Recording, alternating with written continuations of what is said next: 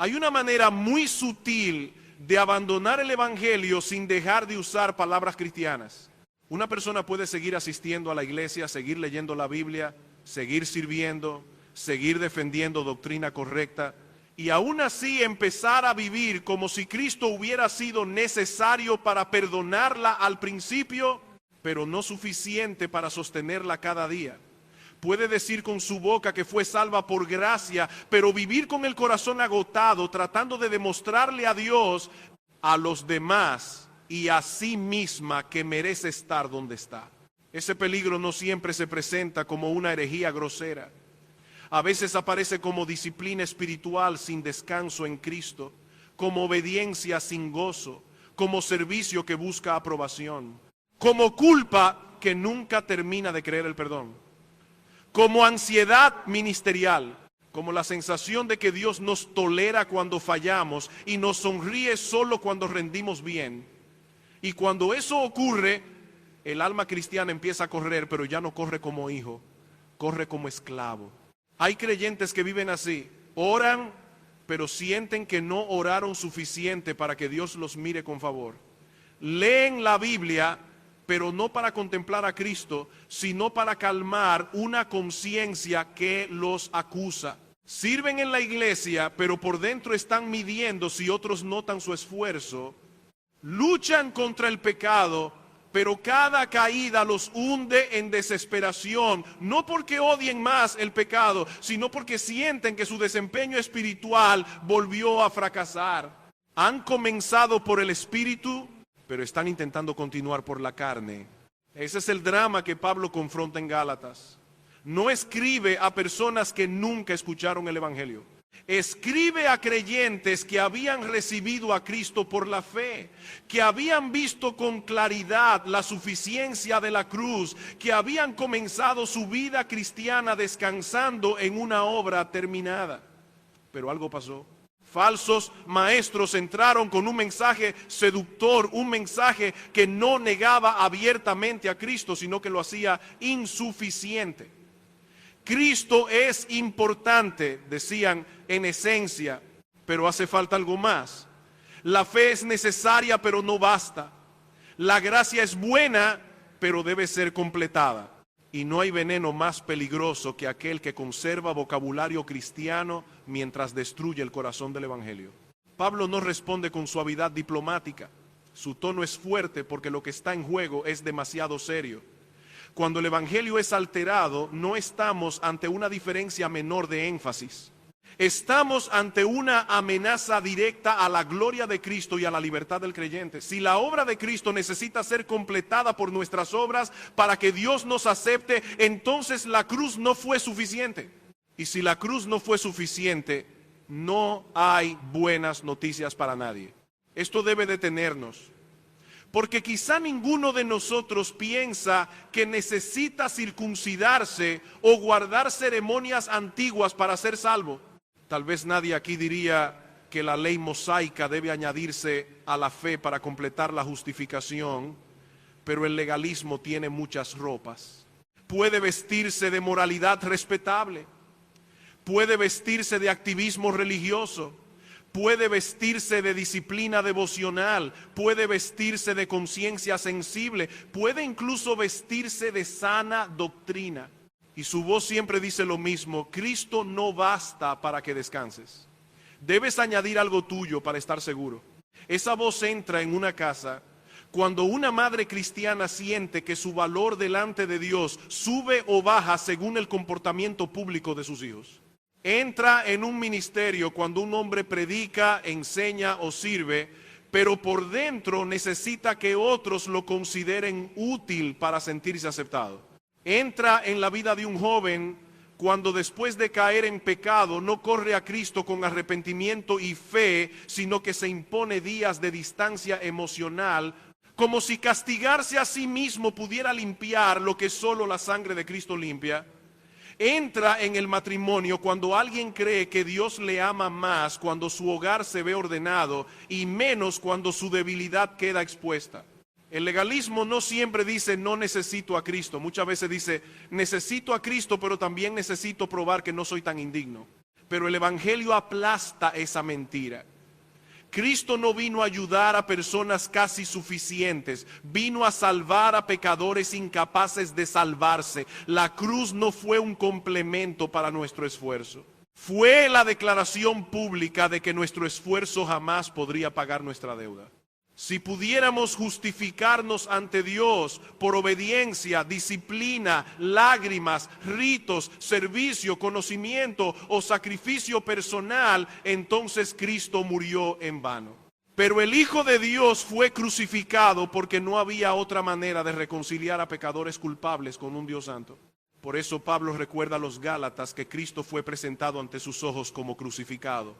Ellos no recibieron un mensaje de autoayuda religiosa, no recibieron un programa para mejorar su desempeño espiritual. Recibieron el anuncio de un Salvador crucificado, cargando la maldición que ellos merecían, cumpliendo la justicia que ellos no podían cumplir, abriendo por gracia el acceso a Dios.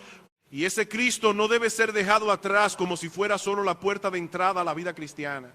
El Evangelio no es el punto inicial que superamos para avanzar a cosas más profundas. El Evangelio es la profundidad en la que debemos hundirnos cada día. Si usted se aleja del Evangelio, no se vuelve más maduro, se vuelve más vulnerable. Satanás sabe esto. Él no necesita convencer a todos los creyentes de negar a Cristo abiertamente. A veces le basta con empujarlos a vivir la vida cristiana sin aplicar el Evangelio. Que sirvan sin descanso en la gracia.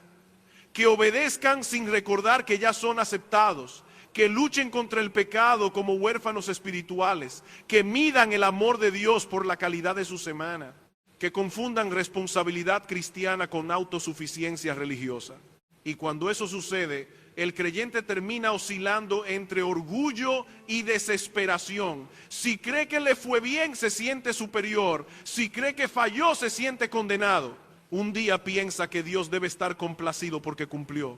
Otro día piensa que Dios está lejos porque cayó. Así vive el corazón que no está descansando en Cristo, sino evaluándose constantemente a sí mismo.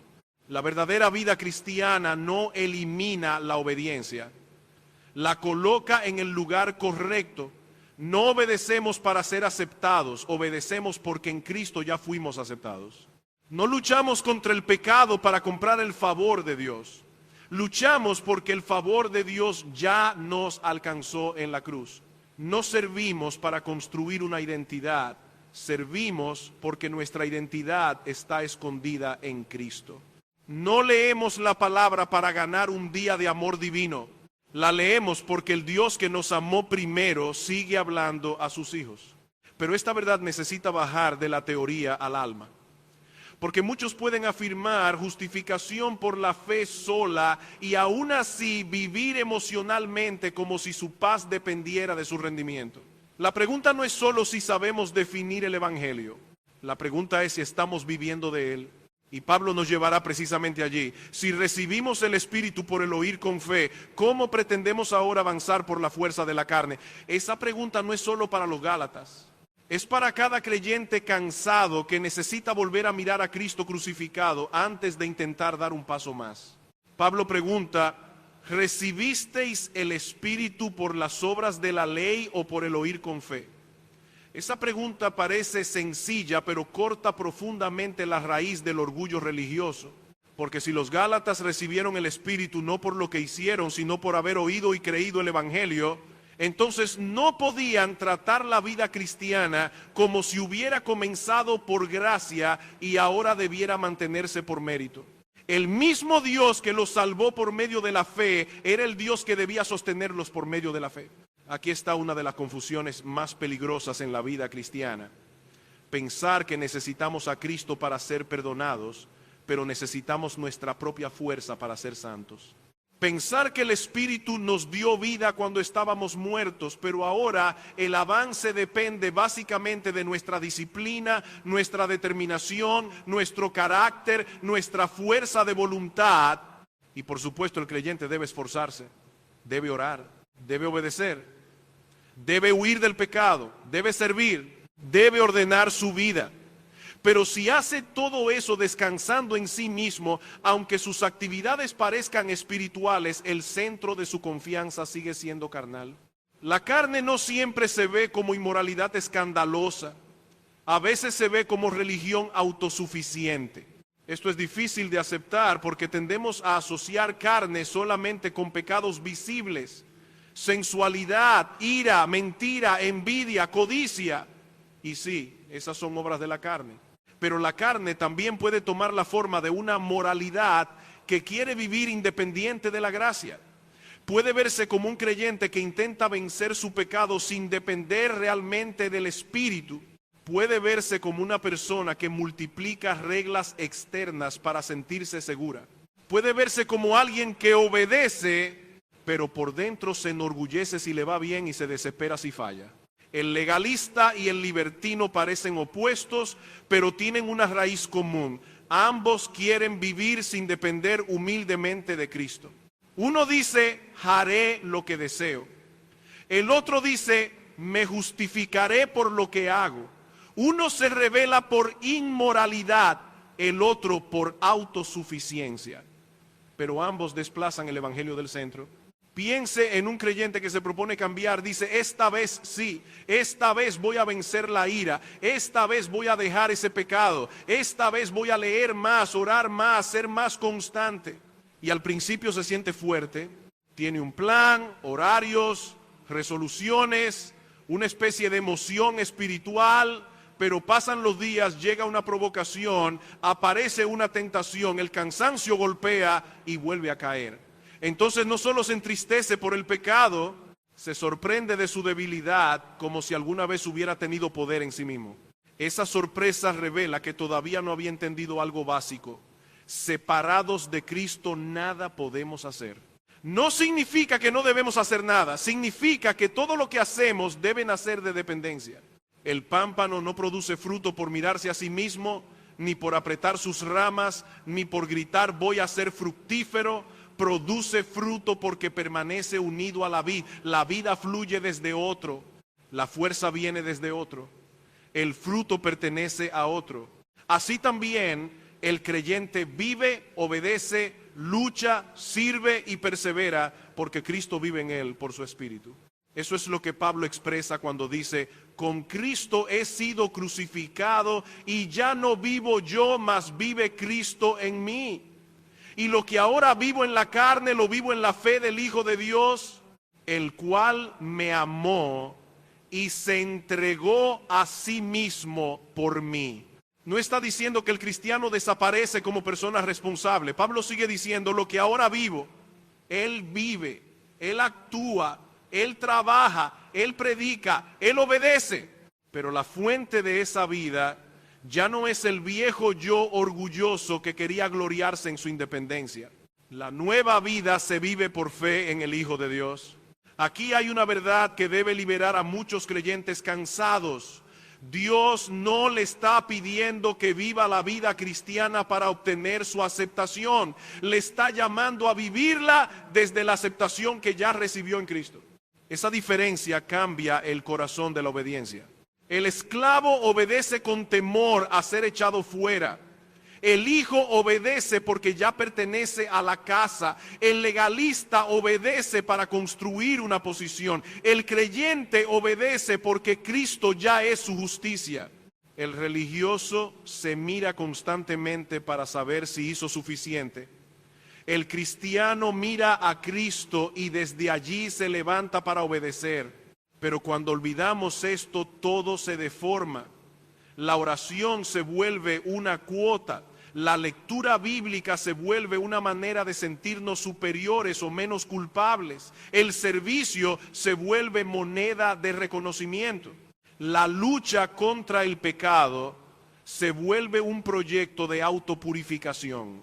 Incluso el sufrimiento se interpreta como señal de que Dios está pagando algo pendiente. Como si Cristo no hubiera cargado realmente la condenación de su pueblo. El Evangelio no solo nos perdona, reeduca nuestra manera de obedecer. Por eso Pablo insiste en el Espíritu.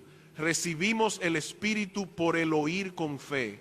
Y Dios sigue suministrando su Espíritu, fortaleciendo, capacitando, obrando en medio de su pueblo, no por obras de la ley, sino por el oír con fe. En otras palabras, el cristiano avanza cuando sigue escuchando, creyendo y aplicando el evangelio. No como si escuchara noticias viejas, sino como quien bebe de la fuente de su vida. Tal vez usted pregunta, entonces, ¿qué hago cuando no tengo fuerzas? Reconozca que no las tiene. Eso no es fracaso, es el punto de partida correcto. El fracaso es descubrir que no tiene fuerzas y aún así intentar fingir autosuficiencia. Diga delante de Dios, Señor, no puedo amar como debo, no puedo perdonar como debo, no puedo vencer este pecado en mi carne, no puedo servir con pureza si tú no obras en mí. Pero Cristo me amó y se entregó por mí. Tu espíritu mora en mí. Tus promesas son mías en Él. Ayúdame a obedecer desde la fe. Esa oración no elimina la acción, la hace cristiana. Porque después de reconocer, uno se levanta y actúa, pide perdón, corta la tentación, abre la palabra, sirve al hermano, habla verdad, resiste el deseo. Pero lo hace como alguien que depende, no como alguien que presume. Lo hace esperando fruto del Espíritu, no gloria para la carne. Y aquí empieza a aclararse el camino. La vida cristiana no es pasividad espiritual ni esfuerzo carnal. Es obediencia activa sostenida por fe en Cristo y por el poder del Espíritu. Pero para entender cómo se vive eso día tras día, debemos mirar más de cerca por qué la fe verdadera nunca permanece sola, sino que obra por amor. La fe verdadera nunca permanece estéril. Eso es esencial. Porque cada vez que la iglesia recupera con fuerza la gracia del evangelio, alguien teme que esa gracia produzca descuido moral. Alguien piensa, si somos aceptados únicamente por Cristo, entonces quizá la obediencia ya no importa tanto. Si Dios me justificó por la fe sola, entonces tal vez mis obras son secundarias. Si el favor de Dios no depende de mi desempeño, entonces quizá puedo relajarme espiritualmente. Pero esa manera de razonar no entiende ni la gracia ni la fe. La gracia que justifica también transforma. La fe que recibe a Cristo también se une a Cristo. Y cuando un pecador es unido a Cristo por el Espíritu, no queda igual. No obedece para comprar vida, pero empieza a obedecer porque recibió vida. No ama para ser adoptado, pero empieza a amar porque ya fue hecho hijo. No sirve para ganarse un lugar en la familia, pero empieza a servir porque el amor del Padre ha sido derramado en su corazón. Pablo lo dice con una precisión extraordinaria. En Cristo Jesús, ni la circuncisión ni la incircuncisión significan nada, sino la fe que obra por el amor. La fe salva sola, pero la fe que salva nunca queda sola. Obra, produce fruto, se expresa en amor. No es una fe muerta, no es una idea religiosa, no es una firma doctrinal, no es un asentimiento frío. Es una confianza viva en Cristo que por el poder del Espíritu empieza a mover la vida hacia Dios y hacia el prójimo. Aquí debemos evitar dos precipicios. De un lado está el legalismo, que dice, obedece para que Dios te acepte. Del otro lado está el libertinaje, que dice, como Dios te acepta, la obediencia no importa. Ambos caminos niegan el evangelio. El legalismo niega la suficiencia de Cristo. El libertinaje niega el propósito transformador de Cristo. Uno convierte la obediencia en precio, el otro convierte la gracia en excusa. Pero el evangelio bíblico dice algo más hermoso y más santo. Dios te acepta únicamente por Cristo y precisamente por eso ahora puedes obedecer desde la libertad de un hijo. Piense en la diferencia. Un empleado inseguro trabaja mirando constantemente el rostro de su jefe, tratando de interpretar si será despedido. Cada error lo aterra. Cada logro lo infla. Vive tenso, comparándose, justificándose, intentando demostrar que merece su puesto, pero un hijo amado no limpia la casa para ser adoptado, la limpia porque pertenece al hogar. Su obediencia no compra la relación, nace de ella. Así debe ser la obediencia cristiana. Cuando olvidamos esto, la vida espiritual se vuelve pesada. Una persona lee la Biblia y si logra cumplir su plan se siente aceptable. Si falla, se siente lejos de Dios. Otra persona sirve en la iglesia, pero por dentro se irrita cuando nadie agradece porque su servicio no está naciendo solo del amor, sino de una necesidad escondida de reconocimiento. Un creyente lucha contra un pecado, pero cuando tiene una semana de aparente victoria, empieza a mirar a otros con superioridad y cuando cae, piensa que Dios ya no quiere escucharlo. Esa oscilación entre orgullo y condenación revela que el corazón todavía está usando la obediencia como fundamento. La obediencia cristiana no puede cargar el peso de nuestra justificación, solo Cristo puede cargarlo. Pero una vez que Cristo carga ese peso, la obediencia deja de ser una escalera para subir al favor de Dios y se convierte en fruto de comunión con Él. Por eso la libertad cristiana no es permiso para la carne. Pablo dice que fuimos llamados a libertad, pero no para usar esa libertad como pretexto para el pecado, sino para servirnos por amor los unos a los otros. Esta es una corrección necesaria para una generación que confunde libertad con autonomía. La libertad bíblica no es hacer todo lo que deseo, es ser liberado del dominio del pecado, del temor servil, del orgullo religioso y de la condenación, para amar a Dios y al prójimo con un corazón nuevo. ¿Quiere saber si está entendiendo la gracia? Mire lo que produce en usted hacia los demás. Lo vuelve más humilde o más liviano con el pecado, más agradecido o más indiferente, más dispuesto a servir o más centrado en sí mismo, más paciente con los débiles o más rápido para despreciarlos. La gracia verdadera no crea personas descuidadas. Crea personas quebrantadas por la misericordia, libres de la necesidad de probarse y por eso capacitadas para amar. Esa es una de las razones por las que el Evangelio debe ser aplicado día tras día, porque nuestro corazón vuelve con facilidad a formas torcidas de obediencia. Un día obedecemos por miedo, otro día obedecemos por orgullo.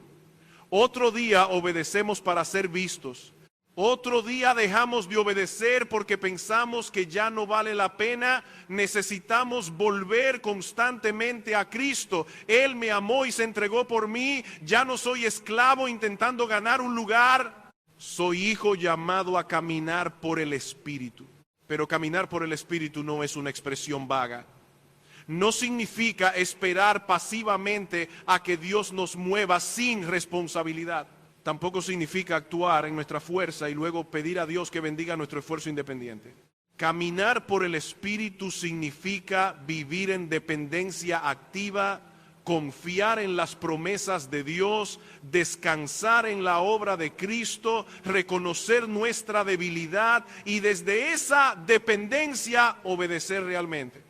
El creyente debe actuar, debe cortar la mentira, debe pedir perdón, debe servir al hermano, debe resistir la tentación, debe abrir la Biblia, debe orar, debe hablar con verdad, debe amar al difícil, debe perdonar al que lo hirió, debe huir de aquello que alimenta la carne, pero debe hacerlo sabiendo que separado de Cristo no puede producir nada que agrade a Dios. Su acción debe nacer de dependencia, no de autosuficiencia. Aquí la vida cristiana se vuelve profundamente práctica. Suponga que usted sabe que debe amar a una persona difícil, tal vez un familiar que lo irrita, un hermano de la iglesia que lo decepcionó, un cónyuge que no responde como usted quisiera, un compañero de trabajo que siempre exige. La carne tiene dos maneras de reaccionar: o se rinde al egoísmo y dice no puedo amar a alguien así, o intenta amar por obligación externa acumulando resentimiento. El Evangelio abre otro camino. Señor, tú me amaste cuando yo era indigno. Cristo se entregó por mí. Tu Espíritu mora en mí. No tengo en mí mismo este amor, pero tú puedes obrar en mí. Ayúdame a servir, no para ser visto, sino porque he sido amado. Entonces usted actúa, tal vez hace una llamada, tal vez pide perdón, Tal vez guarda silencio cuando quería responder con dureza. Tal vez ayuda sin esperar aplauso. Tal vez da un paso pequeño que nadie ve y después agradece. Porque sabe que cualquier fruto de amor no nació de su grandeza moral, sino de la gracia de Dios obrando en usted. Esa es la diferencia entre moralismo y vida en el Espíritu. El moralismo dice, mira lo que logré. La vida en el Espíritu dice, por la gracia de Dios soy lo que soy. El moralismo presume o se desespera. La vida en el Espíritu trabaja, se esfuerza, lucha, pero devuelve la gloria al Dios que da el querer y el hacer por su buena voluntad. Y esto nos prepara para la pregunta más necesaria: ¿cómo se vive en la práctica esa dependencia? ¿Cómo hace un creyente mañana por la mañana, cuando enfrente su pecado, su familia, su cansancio, su trabajo, su tentación, para obedecer activamente sin volver a confiar en la carne? La dependencia del Espíritu no se aprende en teoría mientras todo está tranquilo.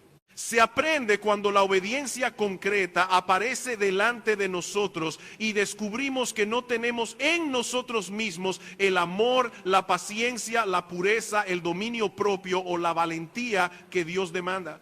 Allí, en ese punto exacto, el creyente debe decidir si volverá a la carne confiando en su fuerza o si caminará por fe apoyándose en Cristo y en la promesa de Dios. Piensa en una mañana ordinaria, no hay música de fondo, no hay ambiente de conferencia, no hay emoción especial, solo una casa con prisa, niños que no cooperan, cansancio acumulado, una conversación pendiente, un mensaje difícil, una tentación que vuelve, una carga económica que pesa. En ese escenario real se prueba si el Evangelio es solo una doctrina que defendemos o una verdad de la cual vivimos. Porque la vida cristiana no se vive principalmente en los momentos solemnes, sino en la cocina, en el tráfico, en el escritorio, en la habitación cerrada, en el silencio, después de una ofensa. ¿Cómo se vive entonces en dependencia del Espíritu? Primero, reconociendo nuestra incapacidad. Esto parece humillante, pero es liberador. El cristiano no empieza el día diciendo, hoy demostraré lo fuerte que soy. Empieza diciendo, Señor, separado de Cristo no puedo hacer nada que verdaderamente te agrade. Esa confesión no es excusa para la pasividad, es el inicio de la obediencia cristiana. El orgullo dice, yo puedo manejar esto. La fe dice, debo obedecer, pero necesito la gracia de Dios para hacerlo. Muchos caen porque entran a la batalla confiados en una versión imaginaria de sí mismos. Creen que conocen suficiente Biblia, que tienen suficiente experiencia, que ya han vencido antes, que no son tan vulnerables, entonces bajan la guardia. Se acercan a tentaciones que deberían evitar, responden conversaciones difíciles sin orar, entran en conflictos familiares con el alma inflamada. Sirven en la iglesia desde el cansancio y luego se sorprenden de su irritación. Olvidan que la carne no se vuelve confiable porque uno lleve años siendo creyente. El creyente maduro no es el que dejó de necesitar gracia, es el que sabe mejor cuánto la necesita. Después de reconocer, debemos orar. No una oración decorativa, no una frase rápida para cumplir una costumbre, sino un clamor real. Señor, dame lo que me mandas. Dame amor donde hay dureza. Dame dominio propio donde hay deseo. Dame mansedumbre donde hay ira. Dame fe donde hay miedo. Dame humildad donde hay orgullo. Dame fuerza para hacer lo que mi carne no quiere hacer. La oración es el lenguaje de quien sabe que la vida cristiana no puede vivirse con recursos meramente humanos. Aquí muchos fallan porque solo oran después de caer. Oran cuando el daño ya ocurrió, cuando la palabra hiriente ya salió, cuando el pecado ya fue consumado, cuando la ansiedad ya dominó, cuando la amargura ya habló. Pero la dependencia debe ejercitarse antes de la batalla y durante la batalla, no solo después de la derrota. Antes de entrar a esa reunión, ore. Antes de responder ese mensaje, ore. Antes de corregir a sus hijos, ore. Antes de abrir una pantalla que puede convertirse en tropiezo, ore. Antes de servir, ore. Antes de hablar con su cónyuge de un asunto delicado, ore. No ore como quien informa a Dios de una situación. Ore como quien se aferra al Dios sin cuya gracia no puede obedecer. Luego debemos confiar, y aquí es donde muchos se miran demasiado a sí mismos. Dicen, mi fe es débil, no sé si confío suficiente, no sé si tengo la fuerza espiritual necesaria. Pero la fe no se fortalece mirándose a sí misma como objeto principal, se fortalece mirando a Cristo. El viajero que debe cruzar un puente no aumenta su confianza analizando obsesivamente su propio grado de confianza. Mira el puente. Examina si el puente sostiene. Y el creyente debe mirar a Cristo, su obra, su sangre, su intercesión, sus promesas, su fidelidad, su poder, su amor. No mire primero cuánta fe tiene. Mire cuán suficiente es el Salvador en quien descansa su fe. Esto cambia la manera de luchar. Cuando la culpa acusa, mire a Cristo crucificado y resucitado. Cuando la tentación seduce, mire a Cristo como mayor tesoro. Cuando el temor al hombre esclaviza, mire a Cristo como su aceptación definitiva. Cuando la envidia aparece, mire a Cristo y recuerde que en Él tiene mucho más de lo que merece. Cuando la debilidad lo abruma, mire a Cristo viviendo en usted por su espíritu. La fe no descansa en la calidad de la fe, descansa en la calidad del Salvador. Pero después de reconocer, orar y confiar, debemos actuar. Aquí hay otro error frecuente. Algunos piensan que depender del Espíritu significa esperar pasivamente hasta sentir una fuerza especial. Pero el Nuevo Testamento nunca presenta la dependencia como inactividad. Pablo trabaja, se esfuerza, lucha, corre, predica, sufre, sirve, pero lo hace según el poder de Dios que obra en él. La gracia no lo paraliza, la gracia lo mueve. La obra de Dios en nosotros no elimina nuestra responsabilidad, la hace posible. Así que actúe. Si debe pedir perdón, pídalo. Si debe cortar una relación peligrosa, córtela. Si debe apagar el teléfono, apáguelo. Si debe levantarse y abrir la palabra, hágalo. Si debe hablar la verdad con amor, hable. Si debe servir a alguien que no puede devolverle nada, sirva. Si debe dejar de quejarse y empezar a agradecer, empiece. Pero actúe como alguien sostenido por otro, no como alguien intentando construir su propia justicia. Esta diferencia se ve en el corazón. El que actúa en la carne, aun cuando hace cosas correctas, termina mirando su propia actuación. Mira cómo obedecí, mira cómo serví, mira cómo me sacrifiqué, mira cómo resistí. O si falla se hunde, no sirvo, nunca cambiaré. Dios debe estar cansado de mí. Pero el que actúa por fe puede luchar intensamente y aún así decir, Señor, todo fruto bueno viene de ti. Y cuando caigo, corro a ti porque Cristo sigue siendo mi justicia. Finalmente agradezca. Esto parece pequeño, pero es espiritualmente poderoso. Después de cualquier paso de obediencia, por pequeño que sea, agradezca a Dios. Si pudo callar cuando quería responder con dureza, agradezca. Si pudo confesar un pecado, agradezca. Si pudo servir con un poco más de amor, agradezca. Si pudo resistir una tentación, agradezca. Si pudo orar en medio de la ansiedad, agradezca. La gratitud protege el corazón del orgullo, porque recuerda que la obediencia misma fue sostenida por la gracia. Agradecer después de obedecer es una manera de decir, no fui yo en mi fuerza, fue la gracia de Dios obrando en mí. Este patrón debe volverse una forma de vida. Reconocer, orar, confiar, actuar, agradecer.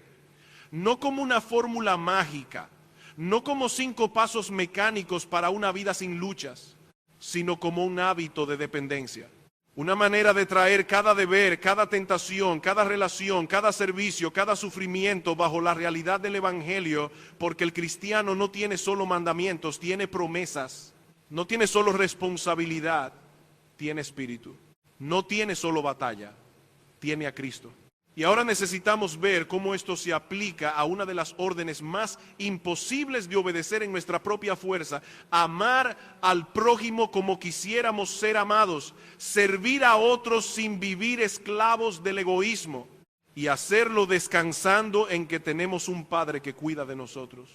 Amar al prójimo como queremos ser amados es imposible cuando el corazón está convencido de que debe protegerse a sí mismo a toda costa. Esa es una de las razones por las que este mandamiento nos expone tanto. Todos admiramos la idea del amor sacrificial mientras no amenaza nuestros intereses.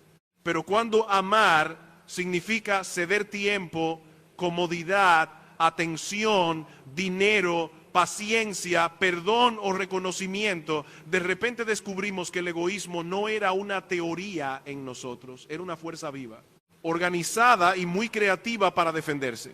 Jesús nos manda a hacer con otros lo que quisiéramos que ellos hicieran con nosotros, pero no lo dice en un vacío. Antes de ese llamado nos habla de pedir, buscar y llamar. Nos habla de un Padre celestial que sabe dar buenas dádivas a sus hijos. Y ahí está la conexión que muchas veces pasamos por alto. Solo podemos entregarnos en amor cuando confiamos en que no estamos abandonados a nuestra propia defensa. Si creo que nadie cuidará de mí, usaré a los demás o me protegeré de ellos. Si creo que mi Padre cuida de mí, quedo libre para servir. El egoísmo muchas veces no se siente como maldad, se siente como supervivencia. Una persona dice: si yo no pienso en mí, nadie pensará en mí. Un esposo piensa: si cedo otra vez, ella se aprovechará. Una esposa piensa: si lo trato con ternura, él creerá que todo está bien. Un hermano en la iglesia piensa: si sirvo y nadie lo nota, ¿para qué hacerlo?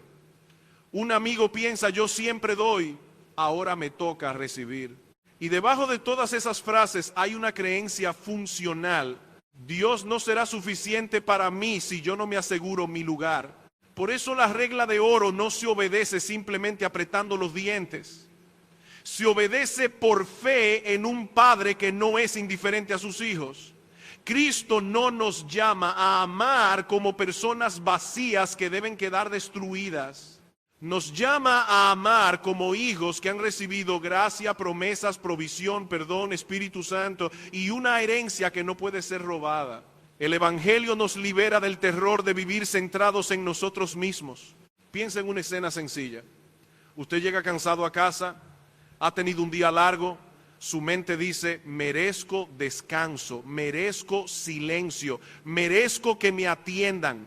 Pero al entrar encuentra una necesidad. Un hijo que quiere hablar, una esposa agotada, un esposo preocupado, una tarea pendiente, alguien que requiere paciencia. La carne interpreta esa necesidad como amenaza. El Evangelio la interpreta como oportunidad de amor, no porque usted tenga reservas infinitas, sino porque tiene un Padre que lo sostiene y un Salvador que lo amó primero. Aquí es donde debemos aplicar la promesa.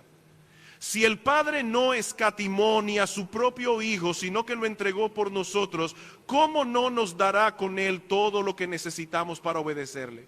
No todo lo que nuestra carne desea, no una vida sin molestias, no una agenda donde nadie interrumpa nuestros planes, pero sí gracia suficiente, sabiduría suficiente, fuerza suficiente, consuelo suficiente, presencia suficiente para caminar en obediencia. El amor al prójimo se marchita cuando olvidamos que somos cuidados por Dios. Esto también toca la envidia. ¿Por qué nos cuesta alegrarnos con el bien de otros? Porque en el fondo pensamos que si otro recibe, a nosotros se nos está quitando algo. Alguien es reconocido y el corazón se incomoda. Otro prospera y empezamos a comparar. Un hermano recibe una oportunidad y nuestra sonrisa se vuelve forzada. Decimos que creemos en la soberanía de Dios, pero actuamos como si su bondad fuera limitada. como si cada bendición dada a otro redujera la porción disponible para nosotros. El Evangelio desarma esa mentira. ¿Qué merecíamos realmente? No merecíamos aplauso, comodidad, promoción, reconocimiento ni éxito. Merecíamos juicio. Y sin embargo, en Cristo recibimos perdón, adopción, espíritu, acceso al Padre, vida eterna, promesas preciosas. El creyente envidioso ha olvidado la magnitud de lo que ya tiene. No necesita que la vida de otro sea más pequeña para que la suya tenga valor. Cristo es su herencia. Cuando eso gobierna el corazón, podemos servir sin llevar una contabilidad amarga. Podemos amar sin exigir pago inmediato. Podemos alegrarnos por otros sin sentir que desaparecemos. Podemos hacer el bien aunque nadie lo publique. Podemos cuidar a un hermano difícil sin convertirnos en mártires orgullosos. Podemos dar un paso hacia la reconciliación sin sentir que nuestra dignidad se evapora, porque nuestra dignidad no está en ganar cada interacción, está en pertenecer a Cristo. Esto no significa que el amor cristiano no tenga límites sabios. No significa permitir abuso, manipulación o pecado destructivo. La Biblia no nos llama a una ingenuidad sentimental. Pero incluso los límites deben establecerse desde la fe, no desde la venganza, desde la verdad, no desde el resentimiento, desde el deseo de honrar a Dios, no desde la necesidad de castigar al otro. Aun cuando debemos decir no, podemos hacerlo como personas que descansan en el Padre, no como almas gobernadas por miedo. Aquí hay una práctica concreta. Antes de servir o amar a alguien que le cuesta, predíquese dos verdades. Primero, Dios ya me dio en Cristo más de lo que yo merezco. Segundo, Dios cuidará de mí mientras yo obedezco. Luego pregunte, ¿qué bien quisiera yo recibir si estuviera en el lugar de esta persona? Esa pregunta, bajo la luz del Evangelio, puede romper mucho egoísmo. Puede llevarlo a escuchar antes de defenderse, a dar antes de guardar, a perdonar antes de endurecerse, a llamar a alguien que usted ha evitado, a ofrecer ayuda sin esperar reconocimiento. Y después de hacerlo, agradezca. Porque si pudo amar un poco mejor, no fue porque usted sea naturalmente noble, fue porque la gracia estuvo obrando. Si pudo vencer la envidia por un momento, fue Dios. Si pudo servir sin aplauso, fue Dios. Si pudo callar una respuesta egoísta, fue Dios. La gratitud mantiene al alma lejos del orgullo religioso. Pero todavía hay otra dimensión de esta dependencia que debemos mirar. La batalla contra el pecado cuando la tentación promete alivio, placer o control. Porque muchos creyentes quieren obedecer, pero cuando llega la presión, sienten que la carne habla más fuerte que la fe. Y allí necesitamos aprender a luchar, no desde la autosuficiencia, sino desde las promesas compradas por Cristo. Cuando la tentación llega, rara vez se presenta como una simple orden para desobedecer, se presenta como una promesa.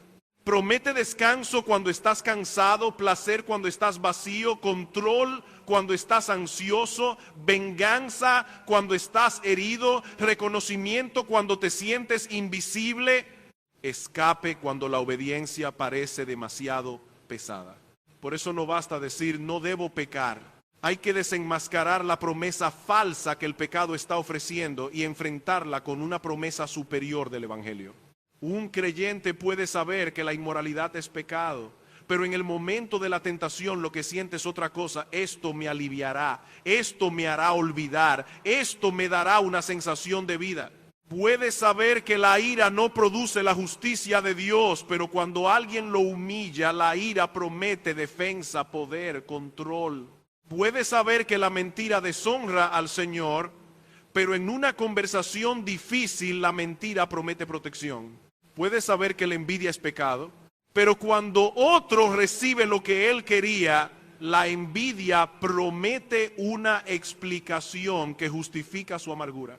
La tentación no solo ataca nuestra conducta, ataca nuestra fe.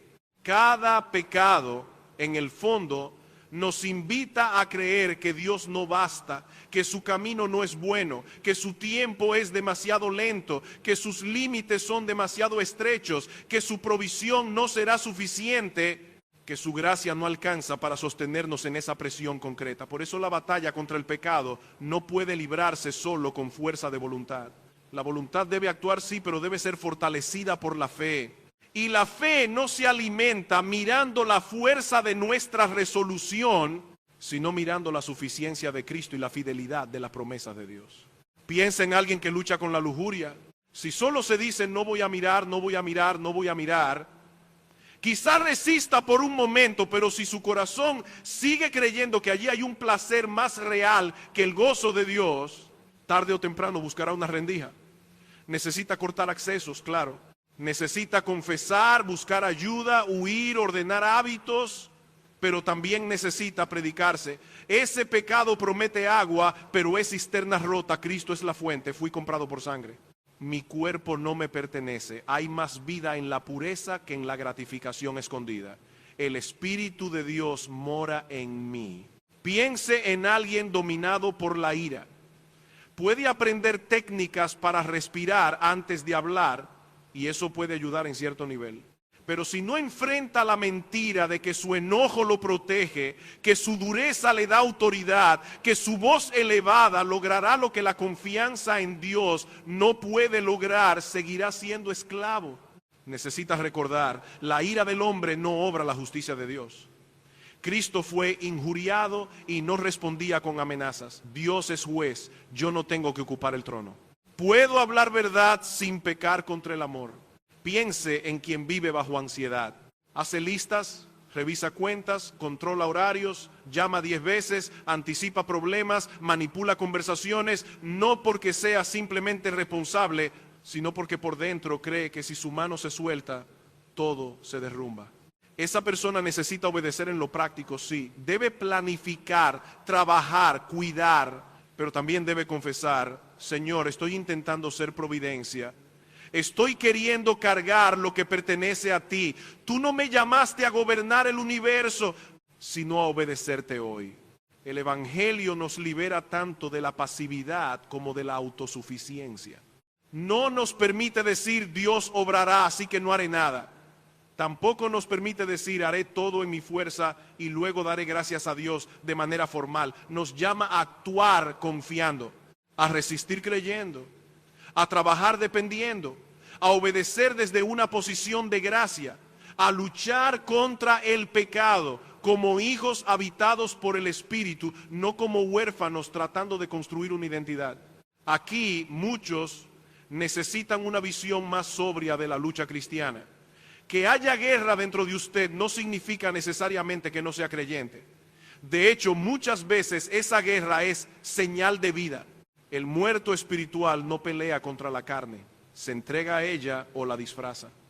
Pero el creyente siente conflicto. Hay deseos de la carne contra el espíritu y deseos del espíritu contra la carne. A veces se siente cansado de la batalla. A veces se pregunta por qué todavía lucha con cosas que quisiera haber superado hace años. Pero no debe confundir lucha con derrota final. No se desanime porque hay batalla. Preocúpese si ya no hay batalla. El creyente no descansa en la intensidad de su lucha, sino en Cristo. Pero precisamente porque descansa en Cristo, lucha.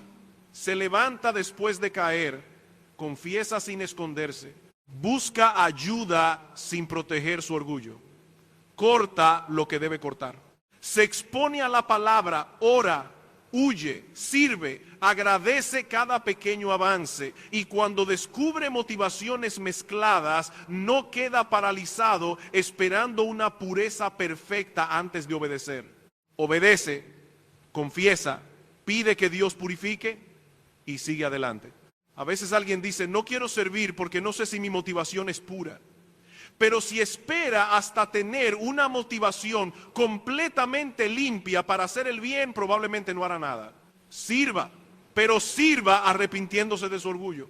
Ame, pero pida a Dios que limpie su necesidad de ser visto. Dé, pero confiese su deseo de controlar cómo otros perciben su generosidad. Obedezca con una fe imperfecta puesta en un Salvador perfecto. Y después agradezca. Porque cada paso real de obediencia es evidencia de que Dios está obrando. No agradezca como quien se felicita a sí mismo. Agradezca como quien dice: Señor, si hubo algún fruto, vino de ti. Si resistí por un momento, fue gracia. Si amé un poco mejor, fue gracia. Si confesé, fue gracia. Si no respondí con maldad, fue gracia. La gratitud convierte la obediencia en adoración y protege al creyente de convertir el progreso espiritual en una nueva razón para enorgullecerse. Pero todo esto debe mantenerse unido a una verdad final. La vida cristiana es de fe de principio a fin. No una fe que descansa en la fe misma, como si lo importante fuera mirar cuán fuerte creemos. Una fe que descansa en Cristo, en su cruz, en su resurrección, en su intercesión, en sus promesas, en el Espíritu que Él ha dado. Y cuando entendamos eso, estaremos listos para cerrar con la única invitación que puede sostener tanto al creyente cansado como al pecador perdido: volver a Cristo. Una y otra vez, como nuestra justicia, nuestra vida y nuestra fuerza. La vida cristiana no se sostiene mirando constantemente la fuerza de nuestra fe, sino mirando al Cristo en quien nuestra fe descansa. Esa distinción puede parecer pequeña, pero para muchas almas cansadas es la diferencia entre vivir en libertad o vivir bajo una carga imposible. Hay creyentes que pasan demasiado tiempo examinando si creen lo suficiente, si sienten lo suficiente, si confían lo suficiente, si aman lo suficiente, y terminan más atentos a la calidad de su respuesta que a la suficiencia del Salvador. Pero la fe no salva porque sea grande en sí misma. La fe salva porque se aferra a un Cristo grande. Una mano débil que se aferra a un puente firme cruza el abismo, no por la fuerza de la mano, sino por la solidez del puente. Y el puente del Evangelio no es nuestra intensidad espiritual. Es Cristo crucificado, resucitado, intercediendo, suficiente, fiel, poderoso para salvar y poderoso para sostener.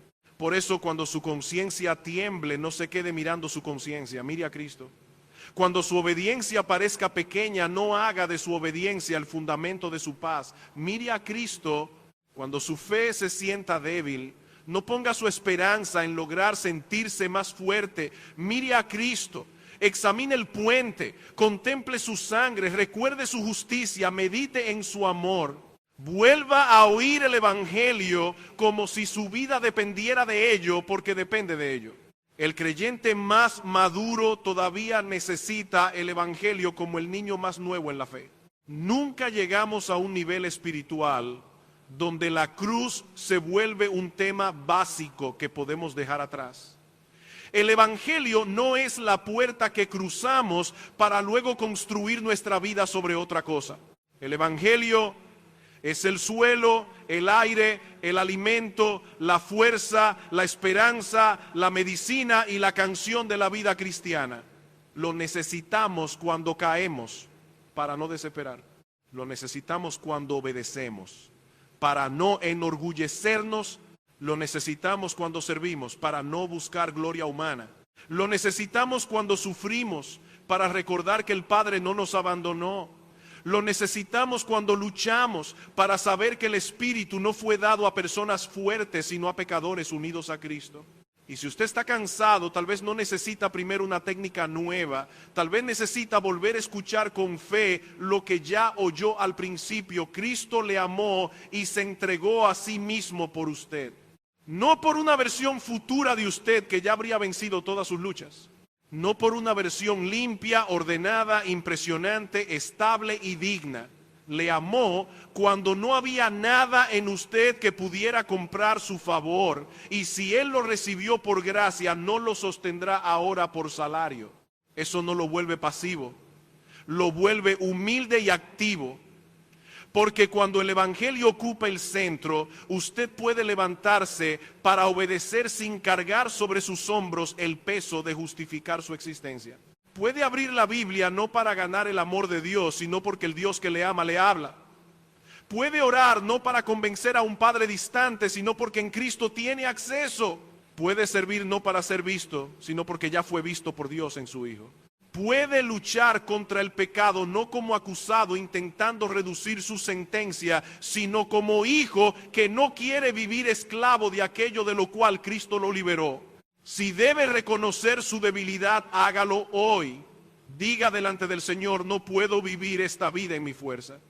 Si debe orar, ore hoy, no con frases decoradas, sino con necesidad verdadera. Si debe confiar, deje de medir obsesivamente su fe y mire al Salvador. Si debe actuar, actúe. Pida perdón, corte el pecado, sirva, confiese, busque ayuda, obedezca el próximo paso. Y cuando vea cualquier fruto, agradezca, porque no fue la carne produciendo gloria para usted, sino la gracia obrando en un vaso débil. Esa es la vida cristiana. Responsabilidad real, sostenida por poder real. Nosotros trabajamos, pero Dios obra en nosotros. Nosotros luchamos, pero el Espíritu fortalece. Nosotros obedecemos, pero Cristo es nuestra justicia. Nosotros corremos, pero nuestros ojos están puestos en Jesús. Nosotros sembramos, servimos, resistimos, confesamos, amamos, pero toda la gloria pertenece al Dios que da el querer y el hacer por su buena voluntad. Y si usted está escuchando esto sin estar en Cristo, debe entender algo con claridad. Las promesas de Dios no pueden ser separadas del Hijo de Dios. No puede reclamar la ayuda del Espíritu mientras rechaza al Salvador. No puede descansar en las promesas del Padre mientras permanece lejos de Cristo. Todas las promesas de Dios son sí y amén en Él. Fuera de Cristo, usted no necesita primero mejorar su conducta, necesita reconciliarse con Dios, necesita perdón, necesita justicia, necesita vida. No siga intentando hacer con su religión, su disciplina, su moralidad o su esfuerzo lo que solo Cristo puede hacer. Humíllese delante de Dios, reconozca su pecado, deje de confiar en sus méritos.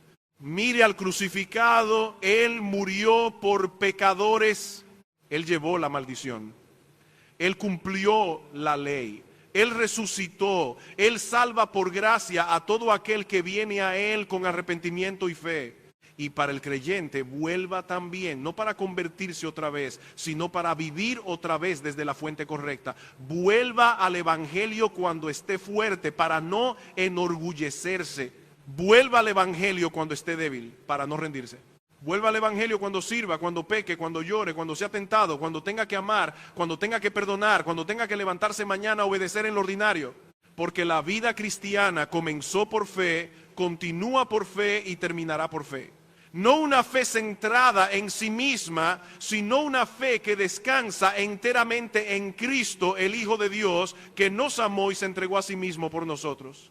Y a Él sea la gloria, no solo por nuestra salvación inicial, sino por cada paso de obediencia, cada victoria sobre el pecado, cada acto de amor, cada fruto del Espíritu y cada día en que su gracia nos sostuvo cuando nosotros no podíamos sostenernos a nosotros mismos.